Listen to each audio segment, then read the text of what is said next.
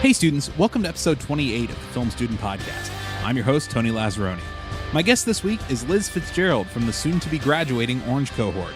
We talk about taking improv classes in Chicago, her cohort's plans after graduation, and we even get interrupted by a security guard trying to kick us out of the building. Fun! On with the show.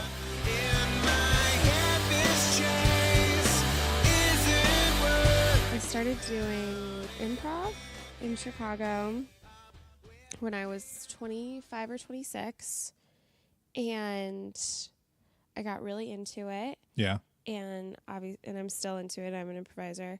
But yeah, I started doing comedy like in Chicago and like really fell in deep and did everything that you do when you're an improviser here, taking classes at IO and the Annoyance and the Conservatory at Second City. So you've gone around to all the. So if anybody needs to know which theater to go get their training from, you can give them a good breakdown of what they get from each they're one. All good. They're all good. different. They're all different. That's what makes them good, you know. Because this is improv to sketch at Second City, and then IO and Annoyance are much more just straight up improv, right? Mm-hmm. Mm-hmm. And what would you say is the difference between those two? I guess generally, and it depends on your teachers, but I think the general philosophy at the Annoyance is to take care of yourself first, and then the scene will kind of work its way out. So in IO, this is general and, you know, like not true for every theater every time, but IO is more about the group and like connecting with the group. I think those are the like that's like the main difference and like the overall philosophy, but like that doesn't mean that either theater doesn't teach you how to take care of yourself or take care of the group. It's just kind of like it's where they lean, because I've seen UCB versus I went through the program at Washington Improv Theater, so I saw their program. Where is that? DC. Okay. And then I've taken workshops from teachers from around the country for different, and so it's interesting to see different approaches. Not that any of them are wrong, but they, a lot of these schools do choose a philosophy and then go full bore at that. Yeah. And then everyone has their hot takes within the theaters and what's wrong and what's right, and like it's all improv. For DC, it seems to be comedy sports are the ones where they're they're comedy just, sports is like super popular. They're kind of down on them there. Like short form in general is not as popular in DC as long form. Yeah. Yeah, I have some friends from Texas, and like comedy sports was like really, really popular. Yeah. There's parts of the country like that. I know that's what like Dan Harmon. I listen to Harmontown all the time. He went through comedy sports up in Wisconsin. That's how he. Oh, really? How he got started in like comedy and then into writing and I don't know if it's like a taste. You're trying to figure out your own taste thing, but like basically when you're an amateur improviser, like half your life is spent. It feels like to me here, it's like you go see shows and then you gossip about the shows and who do you like and who do you not like, not as people, but as like, oh, like they make moves I don't agree with and da-da-da-da.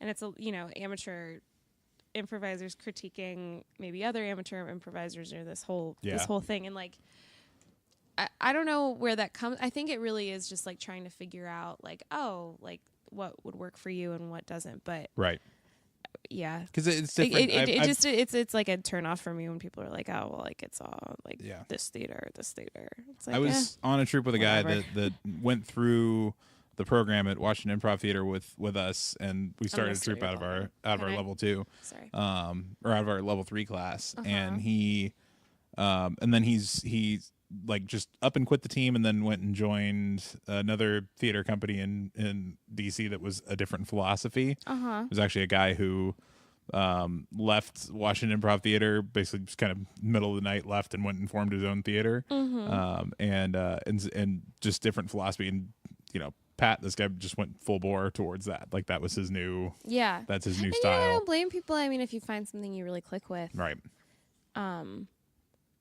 Why not? Yeah. Well, and if you find a teacher that just speaks your language the right way. That's the best feeling. Yeah. And it's the worst feeling when it feels like, oh, there's this person that everyone really respects, but like, I don't quite they don't get me. I don't get them. Some combination of someone not getting someone. Yeah. But I was like, I didn't really, being in school this last year, like I wasn't as improvising as much, and now I'm like back, you know, back in like to my routine or whatever.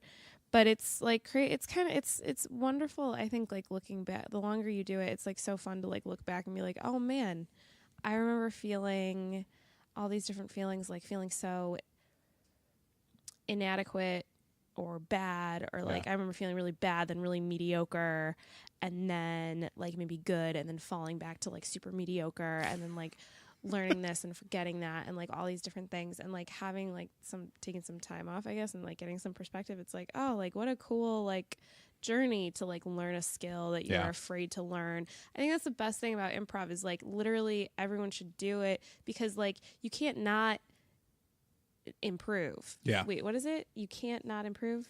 Yeah. Does that make sense? You will improve, which is so cool. You can't avoid some sort of improvement. Yeah.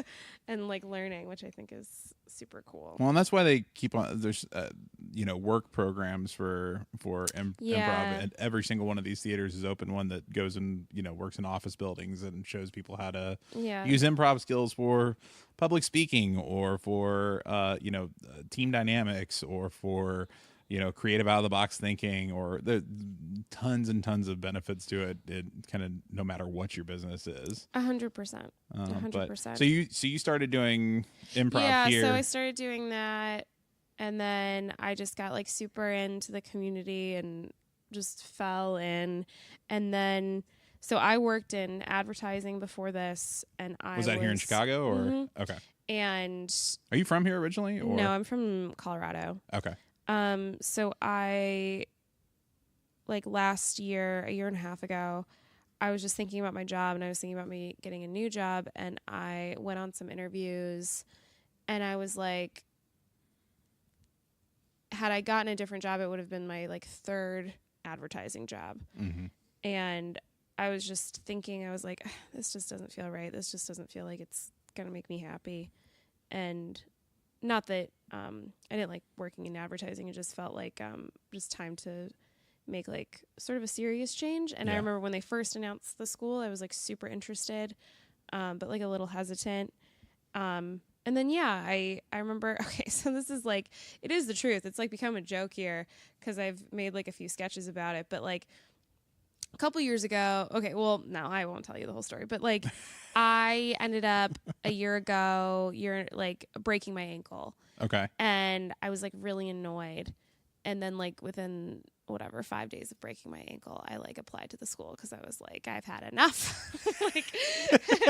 like it was the straw that broke the Liz's ankle. That's what instead of the camel's back. The long story is I broke both ankles just like 2 years apart.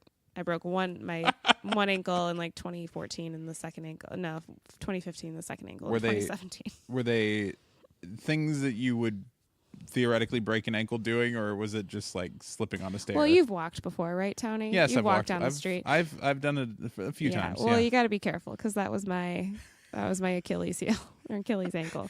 I stepped off a curb. I was wearing these shoes that I bought again. I bought them twice. They're like those really like lightweight Nike like air like knit shoes that have like you feel like walking on air. Yeah, don't get those if you have like loosey-goosey ankles like I do. So I just like, I wanted to make kind of like a big change and like go for it. And then I've done, in addition to like improv, I had done sketch writing and things like that. Mm-hmm. And I've always been interested in like film and television. And I really wanted to make an effort to figure out how to like translate my comedic voice to the screen. And basically like it was a good program for me because I was working in advertising and doing comedy. There was nothing stopping me from making film sketches thousands of times a week. Do you know what I mean? Yeah. Like I had access to equipment, I had access to people, was part of the community, but like I wasn't doing it, and I wasn't writing as much as I should. So for me it was the right fit. It was something just to force you to constantly churn something out, which I think has been good. It from a standpoint of writing. Totally. I've been very productive. Yeah, oh yeah, you have to be. Like even the people that don't do great at staying on top of things are still probably more productive here than they ever would have been out on their own. Absolutely. Trying to trying to write or and it is sort of things. like, I mean, like this is like a weird night to be doing this podcast because like literally as we're sitting here, my final film is exporting and I sent my final script off like earlier this afternoon.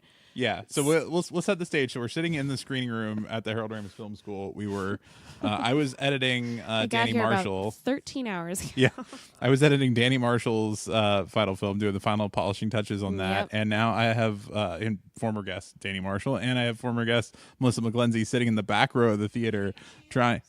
What was that? Eating Cheetos. Eating Cheetos. Oh, did we tell you the security guard came back? He did? Yeah, we're good. Yeah. Till 12 or 1. Because we're recording this at 11:24 in the evening. Yeah. But yeah. So we're hanging out waiting for things to export, and so just thought might as well podcast. And was I a guest of convenience? Sure. It's because the two that I had scheduled both wound up having things that conflicted. Yeah. No, me free as a bird, just exporting. What's that? Blast him. Well, one was going to be Dom, and he went back to go work on color for Danny's film, which he ended up not being able to do because the XML didn't export right. He'll be on another week, and the other was going to be my roommate, but he'll be on later too. That's good. But anyway, so what was your submission piece for getting into the program? Someone asked me that the other day. What do you mean submission piece? So you mean like the video where you just? What do you mean? Tell me. I mean like the work sample, like the thing that you had to show. Was it something written? Was it something? It was stand up. It was me doing stand up. Okay, so you've done stand up too. Mm-hmm. Yeah. Did you go through any training for that, or was that just? No, I just started doing it, and I have School of Hard Knocks. Not really. I guess. I mean, I know this is like cheating because I know stand ups are so hardcore, but like. I would go to improv theaters like that's how my first night that I did stand up was at the Crowd Theater because I had been there so much doing improv. Oh my God, I was so nervous. I like blacked out. During your set or? Oh yeah, and then I like went into the bathroom and I was like, ooh, I feel hot. This was after the set. I was like, I feel hot. And I was wearing a sweater, a t-shirt underneath, and I took off the sweater and I was red from my chin to like my, like, what bone is that? Collarbone? Sternum? Lower. Like 5 inches below that, just like bright red. I was so nervous. But anyway, yeah, I did stand up like a little bit. I was never like so into it, but I did it like fairly consistently at these weird sort of like shows open like mics and that sort of thing. Yeah, or like just like improv like variety shows. I would like do stand up, or I would always offer to like host shows. So yeah, I sent a clip of like me doing stand up at my friend's birthday party. And it like wasn't that good of a show, but like I just had decided to join the school, to apply for the school, like so like literally like I had done no planning because it was such a spur of the moment decision, and it was like 3 days before the deadline was due. So I was like, okay, what show can I get up in like the next like couple of days and like film it? And I was like, my friend is like doing a variety show for her birthday. It was a surprise. Her other friend was putting it on. Okay, so you shot it specifically for the submission 3 days out from it, or? Yeah, it's not like I wrote new material. I just needed to like get it on stage because I didn't have like those particular like bits recorded. So of course it's at a birthday party, so many people are not laughing when many other people laughed because they're like, shouldn't you be talking about the birthday girl? And I didn't. This party's not about you. Sure. And did I tell my friend that I was offering to film the birthday so she could have it as a memory? Maybe. Does your friend hold this against you? Are you still friends? I think I was actually honest with her, but it was a little shady now that I think about it. But hey, the end justifies the means. So the fact that you're here meant it was the right thing to do. And like everyone else like that was doing the variety show sort of had like bits. Everyone was like doing comedy, but they all were like about her. Yeah. And mine was just like my stand up. What do you think about toast? I was like, oh, yeah. What was your signature bit? My signature, I don't even know. I don't think I've done stand-up. That's really bad, too. I haven't done stand-up, I don't think, since then. No, maybe once since then. Nobody has time to do the things that they did beforehand other than this, because I used to play music on a regular basis out. Like, I played guitar and bass, and I played in, like, 3 bands in DC. I've literally started selling instruments because I'm not playing anything. Like, it's just it's just sitting collecting dust, and I feel so bad. Yeah, I think the last time I did stand-up was it was definitely last year. So it was definitely after. A couple times after this I did it. But, like, no. Yeah. But I definitely could have done it. I just didn't. But, yeah, that was my submission. Yeah. And then didn't we have to write an essay? There was an essay on your comedic influences. I actually liked writing that essay. Who'd you put for it? Well, I'm in my front of my computer. Should I look it up or no? Do you not remember? No. I remember I wrote about...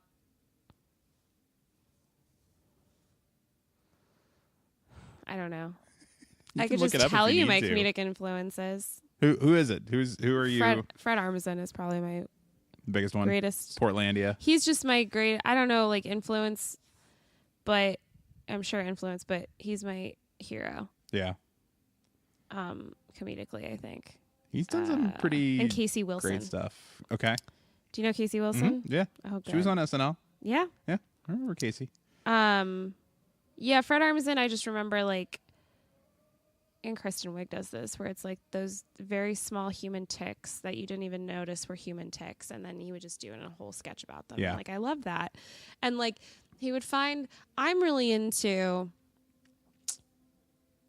like, I think it's very funny in comedy when people are passive aggressive and, like, have small intonations in their voices that make the words mean different things. So Fred Armisen, like, literally did an entire sketch on Seth Meyers about that thing that people do that's passive aggressive, but I had never noticed before, which is, like, someone will say something to someone and then the other person will be like, I'm sorry, what? I'm sorry, excuse me? I'm sorry. I couldn't hear you. What'd you say? I'm sorry, what? And, like, he just did that back and forth for, like, 3 minutes, and I was like, that is amazing. Yeah. So, yeah, and Portlandia does all that stuff. Yeah, he used to do the character on SNL that would go on Weekend Update that would talk shit with Vanessa Bayer. Is that no, one? not that one. But he would do the one where he would just be so worked up on something that he would start a sentence or start a thought and then just yes. change it and start up a completely different one. I know. See, the thing is that if the military complex, like, right. Okay, so look at it this way: if we like small human, and then, like, him and Vanessa Bayer, I loved that bit so much when they were gossiping. They're like, that thing where you change your volume when it's just like you're talking about someone, you're like, it's just like we're a little worried. And it's like, oh, like, Liz, like, don't you like that person? Oh my God. And you get, like, louder in volume. Ooh. So I love that. I just thought, I just think he's, like, super brilliant. I don't know. Who did you write your essay about? Mine was Robin Williams and John Candy. John Candy specifically because he was the first time, like, I'm a big guy. He was the first time I'd really seen, like, a big guy that wasn't just a dipshit. That was actually the smartest character in the room. Like, was smart, great smart actor. Yeah, and just heart. was able to kind of twist a knife. Like, I remember him in Uncle Buck and just being he was so much wittier and funnier and faster than, you know, the people that were around him. And you didn't have that. I had Bull on Night Court and stuff like that were. I don't even know if you know. The only reason I know Night Court was because of the 30 Rock episode about Night Court. Okay, yeah. But so Bull was the, you know, big dumbass guy and stupid, yeah. That was always the trope, you know, when I was younger for bigger guys. So good. I love Uncle Buck so much. Yeah. It reminds me that quality that you just it reminds me I love Steve Carell so much. Yeah. But I think he has that quality too where it's like when he slips into being this, like, when you just, like, oh, it catches me off guard when I'm like, Jesus, that's, like, a great actor. Like, do you know what I mean? Ooh, he was great in Foxcatcher. Oh my God, I can never ever see that movie again. That movie was so crazy, and so claustrophobic and so intense. And I don't mean to say this, but I remember leaving the theater and talking to my boyfriend at the time, and we were like, why was that movie made? I mean, it's a great movie, but like, I think, yeah, like why? I'm just interested. It's like, why did someone want to tell that story? It's a character piece. I think they want to tell it because they want to somehow unlock or explain somebody that otherwise makes no sense from the outside. I mean, that scene. Okay, now, yeah, you're right. Now, that's totally valid. Because do you remember when the mother would come in? Oh, my God, I can't think about that. Well, and I just watched I, Tonya and have a whole new respect for all of the people in that situation. You know, of understand what they all went through. The mother is insane. The boyfriend is / husband is insane. The bodyguard guy. Oh my God, that guy is just... That story is so insane and wild. But yeah, I, Tonya was so good. But I mean, yeah, like, yeah, that line that like summarizes the whole thing where she's like, Nancy Kerrigan was only hit once. Right. And I was just like, oh my God, like, it's not so much like that wasn't bad. It's just like, no one cared that this woman was like this victim of all these horrible people that were physically hurting her and assaulting her, like, emotionally. Yeah. And like, it just and it's horrible, like what she orchestrated or what she allegedly orchestrated. But like, oh, that was crazy. I love figure skating. I always have. Best transition I've had on this podcast. No, I really, really love the Olympics and figure skating. And Jonathan Van Ness from Queer Eye, like, I think he loves figure skating so much, and like, I feel so seen. That's what I'm getting out of Queer Eye. No, I'm just kidding. I love What Would Brian Boitano Do from South Park. I don't know that. Oh, I will say, can I just say something about South Park for a second? What's that? The gender divide on South Park is pretty stark. Like, oh yeah, it's just been. It hit me like 30 times after going to school, but like, someone will say something like that, and every guy here who's like, obviously like, we're all here because we're interested in comedy, like, literally 100% of the guys were like, oh, a great episode, and 100% of the girls are like, the fuck are you talking about? Like, I've not watched that much South Park. I know more about like Osmosis, like South Park, like oh, I remember that being like a really big character that people would talk about all the time. Yeah. Isn't that weird? No, it's not weird. That's something that so I, back in DC, my executive producer, she has over time just pushed me more and more down the like Bechdel tests line of like just trying to write stuff that's outside outside of just writing for guys, like, and outside of trying to make movies about guys. Like, she's starred in a bunch of them that we've made for 48 Hour and 72 Fest and stuff like that. And so it's something that I came in with, I think, a little bit more heightened awareness of from a male perspective than others did. Like, my term 2 is a female lead. My term 3 is going to be a female lead character for those. And, but that's just because somebody made the point really simple, which is just change the name. Write a character that's interesting to you, and then change the name from a guy's name to a girl's name, or from a girl's name to a LGBT character's name, or whatever else. Like, and then see how that plays. There's things that you're going to tweak along the way, but for the most part, you're going to be able to write an interesting character just by writing what you know, and then set the name after the fact. Interesting. And it works. Like, you can, if I write a character and I think about a guy for it, and then just change the name and have a girl play that character, there's no real appreciable difference as far as deliverability or content or intention for that character or anything like that. It's all still the same. And I think that's the biggest thing, is that the stories written for women in the past have always been very narrow focus. Like, it couldn't go as broad as the open world and what all you could do. And so they were very much like the housewife type story, or, the younger sister type story, or it didn't really, the world didn't open up as much. And I feel like that's the thing that is missing. Like, it's just flip the name, and things open up a lot more for you. I think that, like, in college, I was an English major in college, and we were reading Virginia Woolf. Mm-hmm.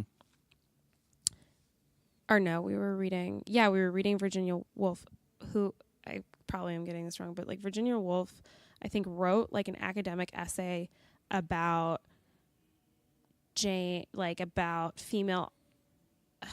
about female characters that had come before Virginia Woolf's time, female literary characters.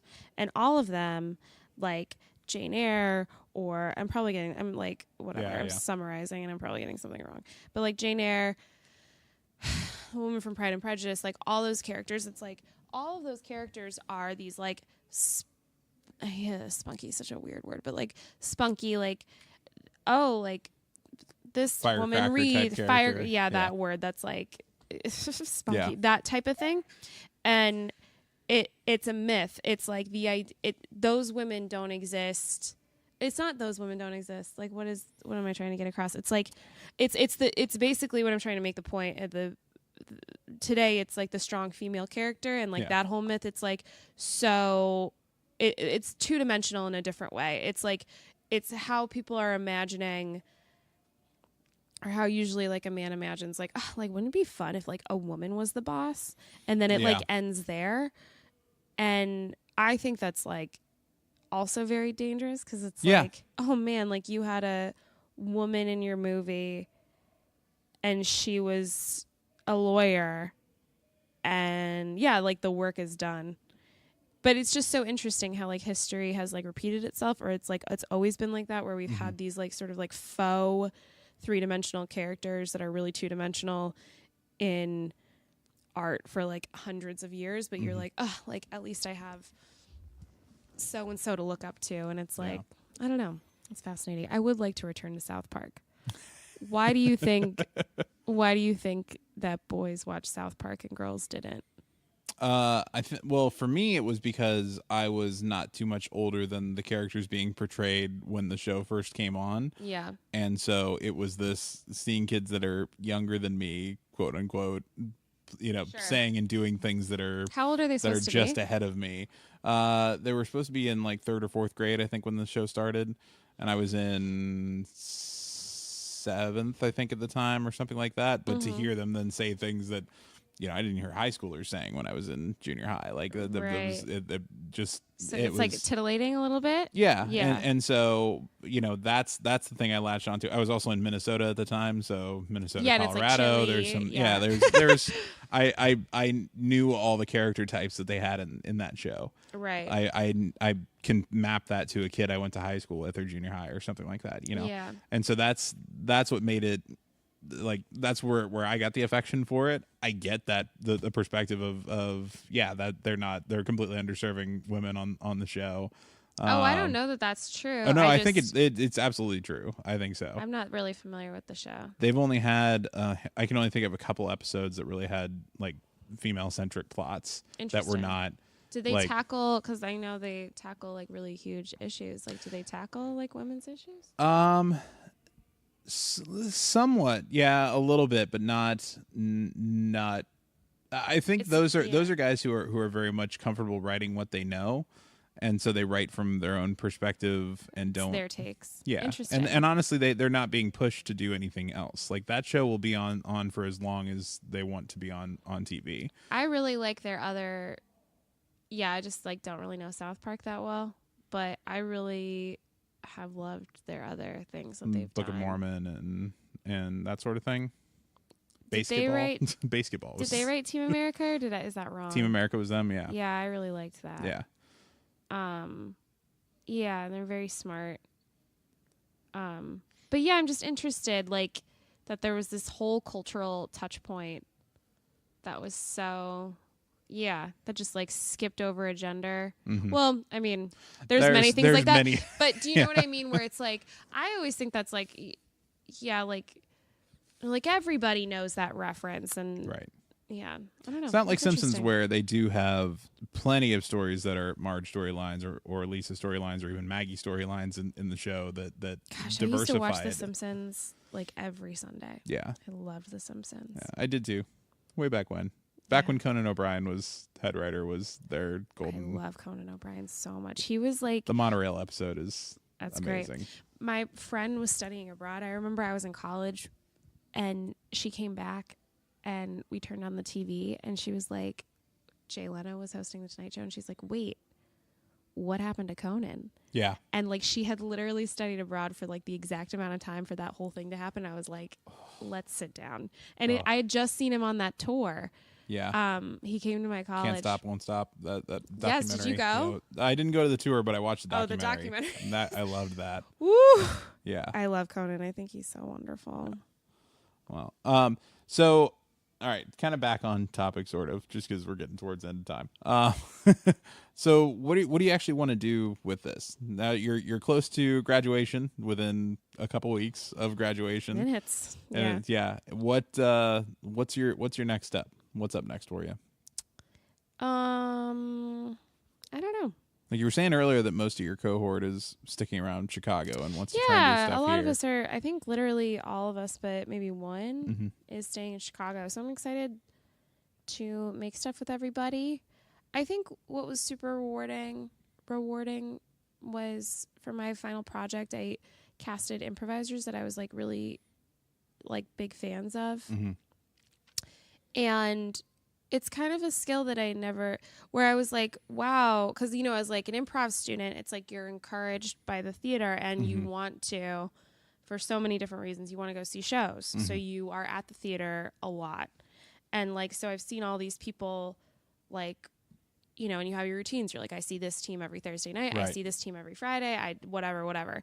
And so like, when I was like, started school, I was like, okay, who in Chicago do I want to work with this year? And I wrote down a list of names, and for my final project, I worked with them. Yeah. And I was like a little intimidated to work with them because as like in the improv community, even though it's like very silly, like you feel when you're an amateur, right, there are these vets and you make up stories in your head like that person is untouchable. Yeah.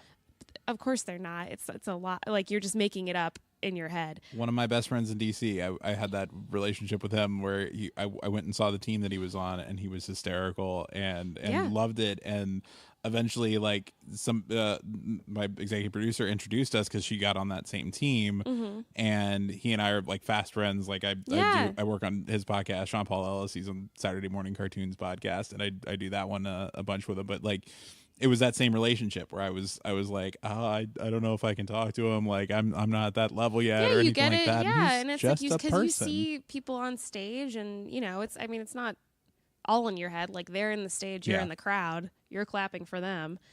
Clearly, there's a level differentiation, but I mean, yeah, they are just people, of course. Yeah. But I guess I mentioned that because like now that my project's done, I'm like, oh man, like I really enjoyed that process. Like thinking about what I wanted to do and then like writing characters based on for these people and then approaching them. So I'm like kind of excited about that prospect. I'm like, who else in Chicago like do I want to write for and make stuff with? And so I'm excited to do that. There's no like, oh, I don't have like a million things in the works. I'm excited to take like a little break and get rejuvenated and like come up with some like fresh ideas and like experience life a little bit and then like make more stuff. You are so productive in this program and you really do like cross all these sort of, you know, like I didn't have a pilot last year. I didn't have a short film last year. Now you do. And now I do. And it's like, so what else can I make, you know? Yeah. Yeah, I don't know. We'll see. Hopefully the future will be bright. Well, thank you for doing the show, and especially last minute. Of course. Thank you for having me. But hopefully your export is getting close to done. It's almost done. I had 3 different exports. Yay. Almost there. It's a very funny film. And when you're done, if it goes up online, send me a link. I'll put it up for the show. Oh, that's very sweet of you. Yeah, no worries. Thanks for having me. Thanks.